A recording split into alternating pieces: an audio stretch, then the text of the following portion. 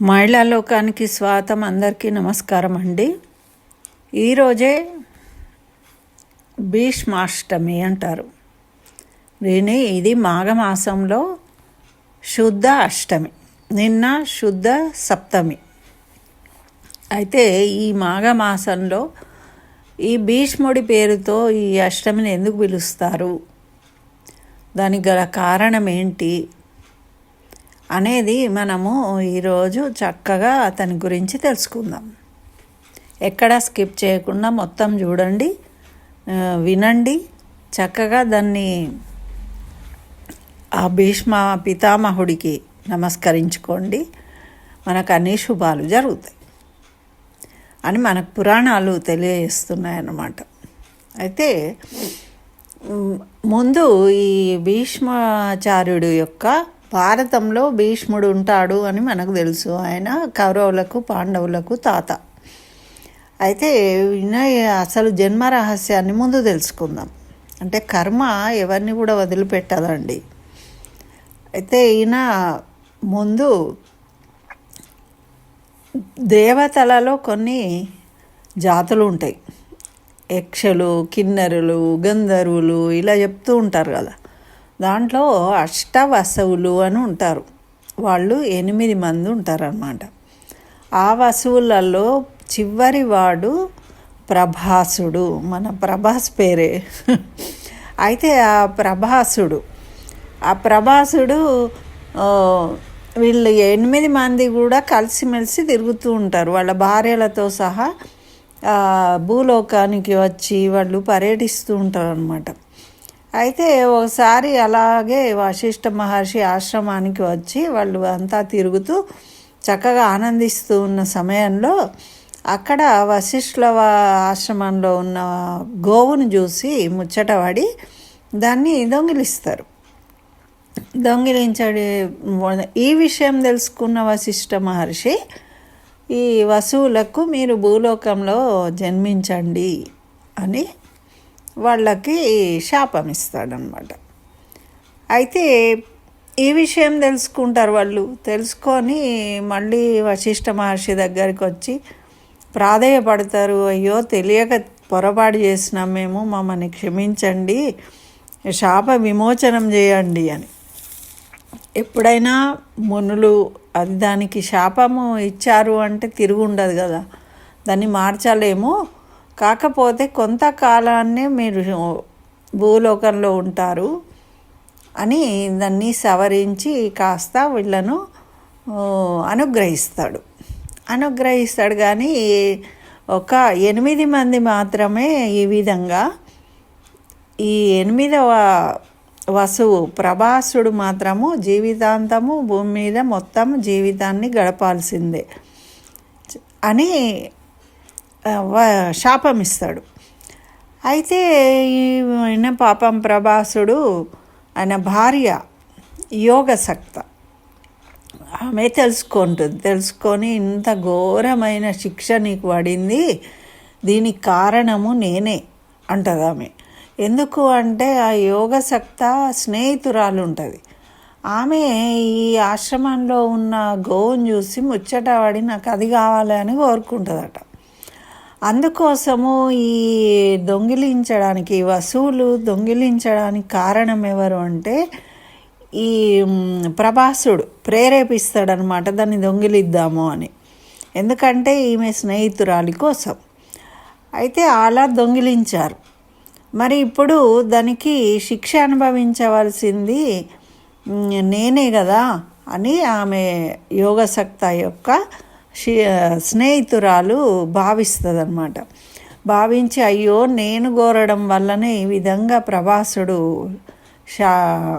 శాపాన్ని పొందిండు అని చెప్పి ఆమె భూలోకానికి వచ్చి వెతుక్కుని ఆ వశిష్ఠ మహర్షి దగ్గరికి పోయి, అయ్యా స్వామి, నన్ను క్షమించండి, ప్రభాసుడు ఈ విధంగా చేయడానికి కారణం నేను కోరినందువల్లనే ఆయన నీ దొంగతనం చేయాలని ఆలోచన చేసిండు. కాబట్టి మీరు ఆ శాపాన్ని ఏదో నాకు సంక్రమింపజేయండి, ఆయనను విముక్తుణ్ణి చేయండి అని వేడుకుంటుంది.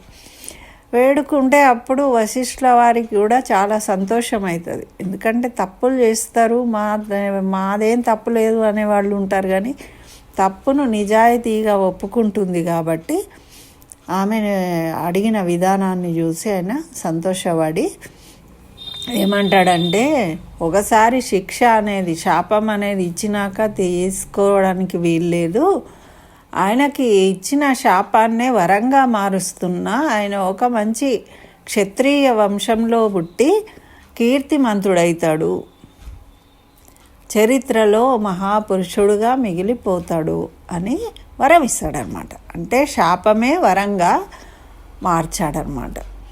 ఆ విధంగా మనకు ఈ భీష్మాచార్యులుగా అవతరించడము ఆయన జన్మ రహస్యం అన్నమాట ఇది. అందుకని ఆయన దేవతలలో ఒక తెగకు చెందినవాడు, కానీ ఆయన చేసిన చిన్న పొరపాటు వల్ల మళ్ళీ భూలోకంలో జన్మించడం జరిగింది. ఇప్పుడు మనం భూలోకంలో ఎలా జన్మించాడో తెలుసుకుందాం. భూలోకంలో శంతన మహారాజు పరిపాలిస్తున్నాడు. అప్పుడు అఖండ భారత్ కాబట్టి భారతదేశమే మొత్తం ప్రపంచమంతా. దానికి రాజు శంతన మహారాజు ఉండే. చిన్న చిన్న రాజులు ఉండిరి, కానీ వీళ్ళందరూ కూడా చక్రవర్తులు కదా. అయితే ఈ శంతన మహారాజు రోజు గంగా నది తీరానికి వెళ్ళినప్పుడు అక్కడ గంగాదేవి కనిపిస్తుందన్నమాట. అందముగా ఉన్న అమ్మాయిని చూసి ఈయన వివాహం చేసుకుంటాడు. అయితే దీనికి కూడా మనకు వెనుక కథ ఏంటి అంటే, ఈ వసువులు ఇప్పుడు ఎవరి కడుపులో జన్మించాలి మరి? వాళ్ళకి పాపం వాళ్ళ దేవతలు కాబట్టి వాళ్ళకు కోరుకున్న జన్మ తీసుకునే శక్తి ఉంది. కాబట్టి వీళ్ళు గంగాదేవి పవిత్రమైంది కాబట్టి గంగాదేవిని కోరుకుంటారన్నమాట. అమ్మ, మాకు ఇట్లా శాపం వచ్చింది, మా శాపాన్ని నువ్వే తొలగించాలి, నీ కడుపున మమ్మల్ని జన్మింపజేయి, ఆ విధంగా మా శాపాన్ని తొలగించు అని అంటే ఆమె సరే అంటుందన్నమాట. అందుకని ఇక్కడ ఈ విధంగా జరిగింది. అయితే ఈ గంగాదేవిని శంతన మహారాజు వివాహం చేసుకుంటా అంటే అప్పుడు ఆమె కొన్ని కండిషన్లు పెడుతుంది. ఏమని అంటే, ఏ రోజైతే నువ్వు నాకు నేను నా ఇష్టానుసారంగా ప్రవర్తిస్తా, నా ఇష్టానికి ఎప్పుడైనా ఎదురుగా ప్రశ్నిస్తే మాత్రం నేను ఆ రోజే వెళ్ళిపోతా, ఉండను అని చెప్తుంది. అంటే సరే అంటాడు శంతన మహారాజు. ఆ విధంగా వివాహం జరుగుతుంది. ఆ గంగాదేవికి శంతన మహారాజుకి సంతానం కలుగుతుంది. అయితే ఈ విధంగా మొదట ఒక పుత్రుడు కలుగుతాడు. ఆమె ఏం చేస్తుంది, పుట్టగానే ఆ పొత్తిళ్లలో ఆ బాలుడిని తీసుకొని పోయి గంగలో కలిపేస్తుంది, పడేసి వచ్చేస్తుంది అనమాట. శంతన మహారాజు చూస్తూ ఉంటాడు, కానీ ఈమెని అడ్డు చెప్తే ఆమె వెళ్ళిపోతుంది కదా, అందుకని మాట్లాడు. ఆ విధంగా 7 కొడుకులు పుడతారు. 7 కూడా ఆమె గంగలో వదిలేస్తుంది. ఇక 8వసారి కూడా మళ్ళీ కొడుకు జన్మించడం జరుగుతుంది. జరిగినప్పుడు ఈయన ఆపుకోలేక, ఇంతమంది కొడుకులు పుట్టినా నాకు ఒక్కళ్ళు సంతానం మిగలకుండా అయిపోయింది, ఈ నా తర్వాత ఎవరు ఉంటారు ఈ రాజ్యానికి రాజుగా, ఎవరిని నియమించుకోవాలి నేను, నా వంశం ఎలా మిగులుతుంది, ఇట్లా ఉన్న వాళ్ళందరినీ మళ్ళీ గంగలో వదిలేస్తుందని చెప్పి బాధతోని ఆమెను అడ్డుకుంటాడు. ఈ 8వసారి జన్మించిన బాలుడిని తీసుకుని వెళ్ళి గంగలో కలుపుతా అంటే, అప్పుడు అడ్డుకున్నాడు కదా, కాబట్టి ఏం చేస్తుందంటే ఆ బాలుడిని శంతనునికి అప్పచెప్పేసి, నువ్వు ఏ రోజైతే నన్ను అడ్డుకుంటావో అప్పుడు నేను వెళ్ళిపోతానని ముందే చెప్పినాను, కాబట్టి ఇక నువ్వు నీ బాలుడిని సరిగా పెంచుకో, సంతోషం అనే ఆమె వెళ్ళిపోతుంది అనమాట, అంతర్ధానం అయిపోతుంది.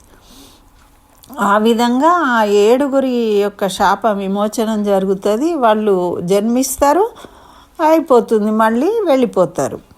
మరి ప్రవాసుడు అనేవాడికి భూమి మీద ఉండాలి కదా, కాబట్టి ఈయన మిగిలిపోతాడనమాట. అయితే ఇప్పుడు ఈయనకి దేవవ్రతుడు అని పేరు పెట్టుకుంటారు వాళ్ళు. పేరు పెట్టుకొని తల్లి తండ్రి అన్నీ అయ్యి ఆయననే చాలా ప్రేమతో పెంచుకుంటూ ఉంటాడు. ఆయనకు కూడా తండ్రిని చూస్తే చాలా పితృభక్తి, చాలా సంతోషము. తల్లి లేని పిల్లవాడైనా కానీ తల్లి యొక్క ప్రేమను కూడా ఈయననే ఇస్తూ అంతా శ్రద్ధగా ప్రేమతో పెంచుకుంటూ ఉంటాడు. ఇది ఈయన పెరుగుతూ ఉంటాడు, యుక్త వయసు వస్తూ ఉంటుంది. అయితే ఇంతలో ఈ శంతన మహారాజు ఈయన పితృభక్తికి కూడా పరీక్ష అన్నమాట. ఇప్పుడు ఇద్దరు ఒకరి పట్ల ఒకరు, తండ్రికి కొడుకు మీద, కొడుకు తండ్రి మీద ప్రేమ. అయితే మనం అంటాం కదా, అంటే దైవానికే కన్ను గుట్టింది. ఎవరైనా మంచిగా ఉంటూ ఉంటే వాళ్ళకి ఏదో ఒక ఆపద కలుగుతుంది, అంటే దేవుడికే దిష్టి అయింది అంటాం కదా. అట్లా దేవుడికే చూడబుద్ధి కాలేదు ఇంత సంతోషంగా ఉండేది అని. అట్లా వీళ్ళిద్దరూ అలా ఉండడం అనేది ఏమైందంటే, ఒకరోజు ఈ శంతన మహారాజు నదికి వెళ్ళి అక్కడ తిరుగుతూ ఉంటాడనమాట. వ్యాహాళి అంటారు వాళ్ళు, మనం వాకింగ్ అంటాం కదా, అట్లా వాళ్ళు కూడా అప్పుడప్పుడు వెళ్తూ ఉంటారు కదా. వెళ్ళినప్పుడు అక్కడ సత్యవతి అనే ఆ మత్స్యకారుల అమ్మాయి కనిపిస్తుంది. ఆమె అందాన్ని చూసి ఈయన సంతోషపడి ఆమెను వివాహం చేసుకోవాలి అనుకుంటాడు. అట్లా చూస్తూ ఉంటాడు ఆమెను. 2 సార్లు 3 సార్లు వెళ్ళి ఆమెను చూసి ఇక ఆమెను వివాహం చేసుకోకుండా ఉండలేను అని మోహపడి ఆమెను అడుగుతాడు, నేను ఇట్లా మహారాజును వివాహం చేసుకుంటానంటే ఆమె మహారాజు కదా అని వెంటనే ఒప్పేసుకోదు. చాలా ధైర్యంగా ఆమె ఏమడుగుతుందంటే, నువ్వు మహారాజువే కానీ నువ్వు నాకు పుట్టిన సంతానాన్నే మళ్ళీ నీ తర్వాత రాజుగా చేయాలి అని కోరుకుంటుంది. అయితే ఇప్పుడు ఈయనకి ఆమె అలా అడుగుతుందని ఈయన ఎక్స్పెక్ట్ చేయలేదు కాబట్టి ఈయనకి కూడా చాలా బాధ అనిపిస్తుంది. ఆమెను వివాహం చేసుకోవాలనుకుంటాడు, కానీ ఈ విధంగా అడిగితే ఈయనకి ఎదిగిన కొడుకున్నాడు, ఆల్రెడీ దేవవ్రతుడు. మరి అన్ని రోజుల నుంచి ప్రేమగా పెంచుకున్న పెద్ద కొడుకు రాజ్యాభిషేకం చేయకుండా ఈమె పుట్టిన సంతానాన్ని చేయడం అది ధర్మం కాదు కదా. పెద్ద కొడుకు ఉన్నప్పుడు ఆయనకు చేయాలి, అది ధర్మము. కానీ యుగ ధర్మం ఏం చెప్తుంది అంటే, ఎవరినైనా యుగ ధర్మంలో ఒక స్త్రీని కోరుకున్నాము, మానసికంగా కోరుకున్నా కూడా ఆమెతోని వివాహం జరిగినట్టే. ఇప్పుడు నేను కోరుకున్న కాబట్టి ఈమెతోని వివాహం జరిగినట్టే, కాబట్టి ఈమె బాధ్యత నాది. మరి ఇప్పుడు ఈమెను కనుక నేను వివాహం చేసుకోకపోతే ఆమెను వదిలేసినట్టు అవుతుంది, అది తప్పు కదా, ఆ ధర్మాన్ని ఆచరించినట్టు అవుతుంది. ఇట్లా యుగ ధర్మమా మా రాజధర్మమా ఏం చేయాలి అని ఈయన సతమతమయ్యి, అప్పుడు ఇలా చేయడం పాపం అవుతుంది కాబట్టి కొడుకు గమనిస్తూ ఉంటాడు అనమాట. ఇలా ఆయన ఆలోచిస్తూ గడుపుతూ అన్ని రోజులు ఎంతో ఆనందంగా ఉన్న తండ్రి ఈ విధంగా ఎందుకు ఇట్లా ఉన్నాడు అని. అయితే ఒకరోజు దేవవ్రతుడిని పిలిచి ఈ విషయాన్ని తెలియజేస్తాడు. ఇట్లా జరిగింది నాయన, రాజధర్మమా యుగధర్మమా ఏది అనేది నాకు తోచట్లేదు, ఈ విధంగా జరిగింది అని కొడుకు ముందు తన ప్రాబ్లంని చెప్పేస్తాడు. అప్పుడు దేవవ్రతుడు వింటాడు. విని మరి రాజుగా ఈ దేశ పౌరుడిగా మీరు చేసే పనికి సహకరించడము నా ధర్మం ఒక పౌరుడిగా, మరి అలాగే తండ్రి యొక్క కోరికలు నెరవేర్చడం కూడా కొడుకుగా నా ధర్మం. కాబట్టి 2 రకాలుగా నేను ధర్మాన్ని నిర్వర్తించాలని ఆయన నిర్ణయం తీసుకుంటాడు. ఆయనకు తగిన కొడుకే కదా అయినా కూడా. కాబట్టి అప్పుడు చెప్తాడు, నేను మీరు ఆమె సత్యవతి అమ్మ కోరుకున్నట్టే మీరు ఆమెకు పుట్టిన సంతానాన్నే మీరు రాజుని చేయండి, నాకు ఎటువంటి అభ్యంతరం లేదు. నాకు ఆ రాజ్యకాంక్ష లేదు. రాజ్యకాంక్షతోని నేను ధర్మాన్ని ఆచరించకుండా ఉండలేను. నా ధర్మాన్ని కొడుకుగా, ఈ దేశ పౌరుడిగా నా ధర్మాన్ని నేను నిర్వర్తిస్తూ మీకు సహకరిస్తాను, మీరు వివాహం చేసుకోండి. ఒకవేళ అనుకుంటారు కదా, మరి నాకు పుట్టిన సంతానమైన మళ్ళీ రాజు కావాలని కోరుకుంటారు కాబట్టి నేను ఆజన్మాంతము బ్రహ్మచారిగా ఉంటా అని ప్రతిజ్ఞ చేస్తాడనమాట. మీరు తొందరగా వెళ్ళి రాజమాతను, మా మాతను, సత్యవతమ్మను వివాహం చేసుకొని తీసుకురండి అని శంతన మహారాజుకు చెప్తాడు. చెప్తే ఇక అప్పుడు ఈయన సరే అంటాడు. ఆ సత్యవతిని దేవిని వివాహం చేసుకుంటాడు, తీసుకొస్తాడు. ఈ విధంగా ఈయన భీష్మ ప్రతిజ్ఞ అంటారు దీన్నే.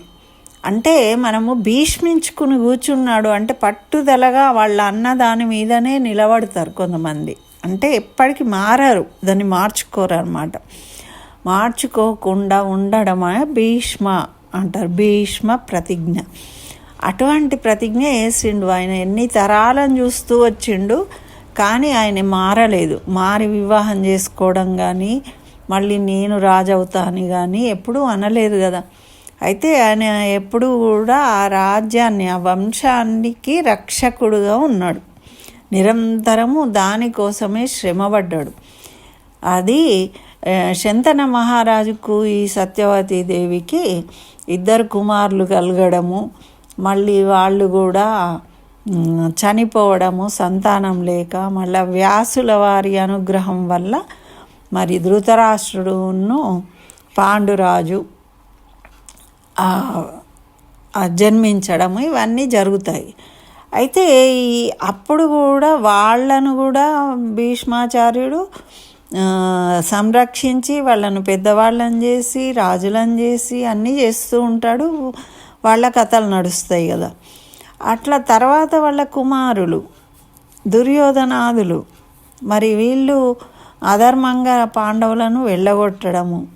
అయినప్పటికీ ఆయన రాజ్య సంక్షేమం కోసము, రాజ్యం కోసము, రాజవంశాన్ని రక్షించడం కోసము దాన్ని ఎక్కడా ఇబ్బంది కలగకుండా చూసుకోవడంలోనే ఆయన శ్రమిస్తాడు. జీవితం అంతా కూడా దానికోసమే పాటుపడతాడు. చివరకు వీళ్ళు చేసేది తప్పు, అధర్మం అని తెలిసినా కూడా కురుక్షేత్ర యుద్ధంలో పాల్గొంటాడు.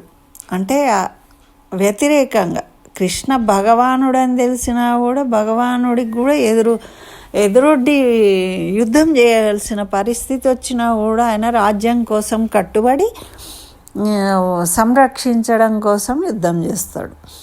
అంటే అయితే ఈ తండ్రి మరి ఈ విధంగా ఒప్పుకొని ప్రతిజ్ఞ చేసిండు కదా.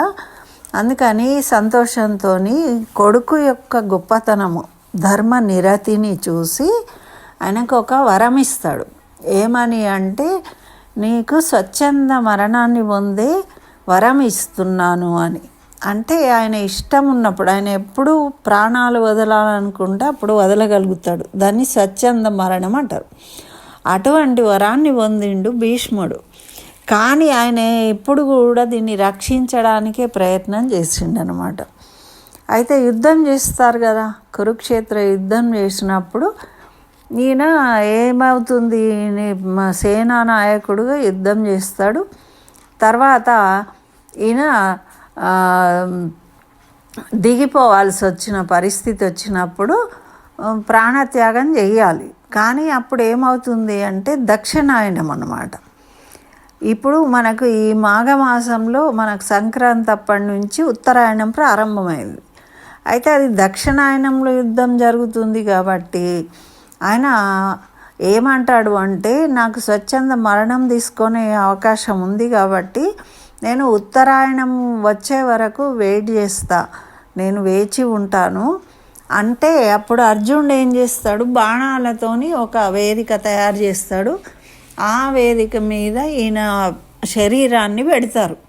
అట్లా ఆయన ఉంటాడనమాట. ఉండి అక్కడ అంపశయ్య మీద ఉన్నప్పుడు ఈ నరనారాయణులు వీళ్ళు అర్జునుడేమో ఇంద్రుడి అంశతో జన్మించిన వాడు, ఆ శ్రీకృష్ణ భగవానుడే సాక్షాత్తు శ్రీ మహావిష్ణువు అని నాకు తెలుస్తుంది కాబట్టి అప్పుడు అంపశయ్య మీద ఉండే ఈ రథసప్తమి రోజు కృష్ణ భగవానుడిని చూస్తూ ఈ అర్జునుడికి విష్ణు సహస్రనామ స్తోత్రాన్ని బోధిస్తాడనమాట, ఆయనను స్తుతిస్తూ. ఆ విధంగా మనకు విష్ణు సహస్రనామాన్ని అందించినవాడు. ఇప్పుడు ఎన్నో కోరికలను తీర్చే విష్ణు సహస్రనామం పారాయణం చేయడం వల్ల మనకెన్నో కోరికలు తీరుతాయి అంటారు కదా. మరి అటువంటి విష్ణు సహస్రనామం అందించిన గొప్ప భక్తుడు, విష్ణు భక్తుడు భీష్ముడు. ఆ అంపశయ్య మీదనే ఇచ్చాడు. అయితే ఈ విధంగా మనకి రథసప్తమి రోజు సూర్య జయంతిగా ఆ సూర్యుడు తన రథం ఎక్కి దాన్ని టర్న్ చేసుకుంటాడు, అంటే మలుపు తిప్పుకుంటాడు అనమాట దక్షిణం వైపు.